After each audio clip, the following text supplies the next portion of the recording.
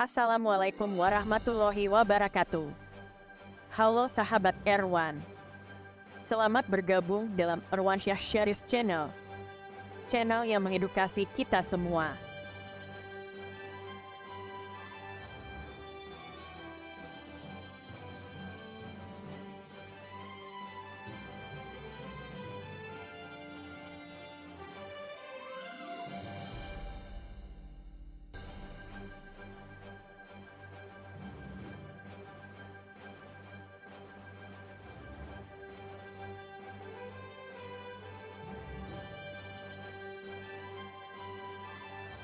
Jangan lupa tekan tombol like, komen, share dan lonceng notifikasi agar channel ini terus berkembang dan Anda memperoleh materi-materi baru yang bermanfaat. Selamat mengikuti.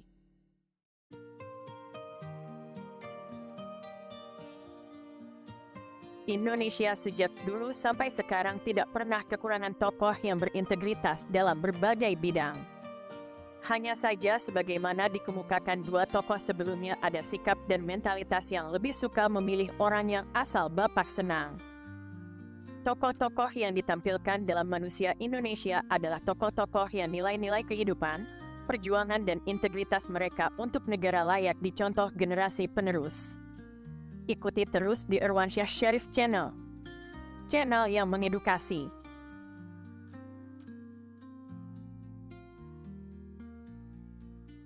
Di kalangan masyarakat luas, Profesor B.J. Habibie dikenal sebagai tokoh penerbangan Indonesia. Namun, sebenarnya sebelum B.J. Habibie, ada beberapa tokoh penerbangan, seperti Nurtanio dan Wiweko Supono sebagai perintis pesawat terbang Indonesia. Ketiga tokoh tersebut akan dikenalkan dalam Manusia Indonesia. Namun kali ini akan dikenalkan terlebih dahulu Wiweko Supono. Sepertinya masyarakat banyak yang belum mengenal siapa Wiweko Supono. Berikut dikenalkan Wiweko Supono. Seandainya Wiweko sebagai CEO Garuda tidak berkunjung ke pabrik pesawat Airbus, maka ruang kokpit pesawat tetap akan diisi 3 orang kru, yaitu pilot, kopilot dan flight engineer. Wiweko mengusulkan agar kokpit cukup diisi oleh pilot dan kopilot. Wiweko tentu punya alasan mengapa cukup 2 kru saja di kokpit. Pertama, karena beliau pernah terbang solo dengan pesawat Beechcraft Super H-18 melintasi Samudra Pasifik dari Wichita via Oakland, California, Jakarta selama 60 jam. Dengan mengisi bahan bakar di Honolulu, Wake Island, Guam dan Manila. Peristiwa ini tercatat dalam buku rekor sebagai orang Asia pertama yang terbang melintasi Samudra Pasifik dari Auckland. Alasan kedua adalah karena instrumen di kokpit makin canggih, pilot dan kopilot dapat memonitor kondisi pesawat dari instrumen yang ada di ruang kokpit. Gagasan Wiweko ditentang banyak pihak, sebab dianggap mengabaikan keselamatan penerbangan. Pihak Airbus akhirnya menerima usulan Wiweko, dan akhirnya pabrikan lain juga mengikuti.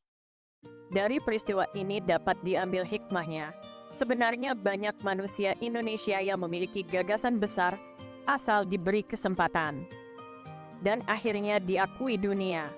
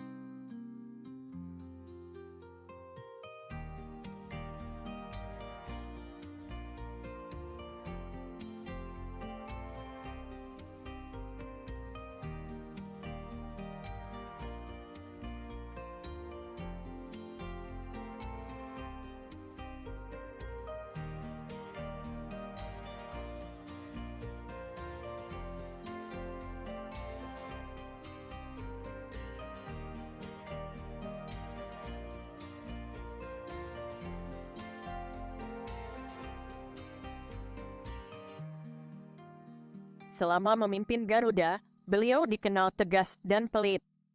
Tentu ada alasan mengapa sikap itu beliau ambil. Karena Garuda sedang berbenah membangun citra sebagai perusahaan penerbangan yang besar. Dan terbukti Garuda masuk dalam 5 perusahaan penerbangan besar dunia pada masa itu. Beliau juga dikatakan sebagai seorang yang arogan. Sangat mungkin karena latar belakang beliau sebagai seorang angkatan udara yang disiplin dan tegas. Di balik sikap disiplin dan tegasnya, Wiweko seseorang yang rendah hati. Ketika pihak Airbus memberi kehormatan kepada Wiweko sebagai pemrakarsa kokpit 2 kursi, dengan bijak beliau mengatakan, "Bukan, itu adalah desain Garuda." Ini contoh yang baik dari seorang pemimpin yang tidak terbang karena dipuji. Wiweko sangat paham mengapa dikatakan pelit, karena ia pernah katakan, "Saya tahu bahwa gaji yang diberikan sangat kurang, namun janganlah sekali-kali menjadi pencuri." Pernyataan itu disampaikan karena ada oknum yang mempermainkan kargo yang diangkut pesawat. Sebelum di Garuda, Wiweko pernah bertugas di Bank Indonesia, Permina sekarang Pertamina. Dari latar belakang pendidikan, ijazah Wiweko tidak diragukan. Beliau memegang gelar SE dan MBA dari Berkeley, dan pernah menjadi dosen FE UI. Setelah pengabdian di Garuda berakhir, beliau ditawarkan posisi sebagai Executive Vice President General Manager Airbus. Dengan rendah hati beliau menjawab, "Terima kasih penghargaan yang diberikan, tapi saya orang Indonesia, ingin mengabdikan diri sepenuhnya bagi bangsa Indonesia." Beliau memberi contoh kepada kita untuk tidak terus-menerus di zona nyaman. Itulah profil Wiweko Supono yang bisa diteladani. Semoga dengan dikenalkannya tokoh-tokoh dari konten manusia Indonesia kepada generasi milenial dan Gen Z dapat menjadi pelajaran bahwa etika, sikap dan perilaku ke-Indonesiaan yang baik harus tetap dipertahankan di tengah kemajuan teknologi. Ikuti tokoh-tokoh bangsa berikutnya pada hari-hari berikut. Sekian kuliah hari ini. Terima kasih Anda telah mengikuti kuliah hari ini. Ikuti terus kuliah-kuliah di Irwansyah Syarif Channel dengan topik-topik beraneka yang menarik dan berbeda. Jangan lupa tekan tombol like, share, subscribe dan lonceng notifikasi untuk mendapat materi-materi kuliah berikutnya. Wassalamualaikum warahmatullahi wabarakatuh. Salam dari Erwan.